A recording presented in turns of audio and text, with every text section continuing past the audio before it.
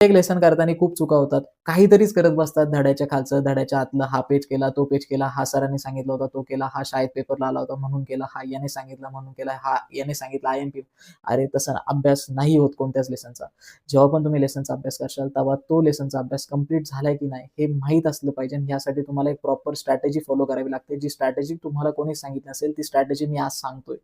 So सगळ्यात महत्त्वाचं की किती दिवस राहिले त्याचा हिशोब नक्की करा. फिजिक्सचे नक्की किती लेसन्स आहे, केमचे किती लेसन्स आहे, मॅथ्सचे किती लेसन्स आहे. ओके. सो मी शेड्यूल घेऊन येतोय 15 डिसेंबरपासून. तो व्हिडिओ बघायला विसरू नका. शेड्यूलनुसार काम करायला सुरुवात करा. तर तुमच्या पुढच्या काही 30 दिवसांमध्ये, 40 दिवसांमध्ये संपूर्ण लेसन्स कंप्लीट होतील. हे हा माझा शब्द आहे. सो पहिली गोष्ट म्हणजे जेव्हा पण तुम्ही कोणता पण लेसन फिजिक्स म्हणा, केम म्हणा, बायो म्हणा, मॅथ्स करायला बसाल, तर सगळ्यात पहिलं काम तुमचं आहे की तुम्हाला पी-वाय-क्यूज म्हणजे प्रिव्हियस इयर क्वेशन्सवरती काम करायचं. प्रिव्हियस इयर क्वेशन अख्खा संपूर्ण प्रश्नपत्रिका नाही बघायची. तुम्हाला फक्त त्या स्पेसिफिक लेसन्स बघायचे. स्पेसिफिक लेसन, जो लेसन तुम्ही करायला घेतला आहे, म्हणजे मी शेड्यूल देईलच. तुम्ही बनवलं तुमच्यासाठी तर खूप उत्तमच आहे. सो पी-वाय-क्यू जे आहे, ते स्पेसिफिक लेसन म्हणजे सगळ्यात महत्त्वाचं की स्पेसिफिक लेसन साठी बघायचे. म्हणजे समजा मी आज रोटेशनल डायनॅमिक्स करतोय किंवा मी आज समजा थर्मोडायनामिक्स करतोय. I have to stick to that lesson only. मला त्या लेसनचेच पी-वाय-क्यूज बघायचे.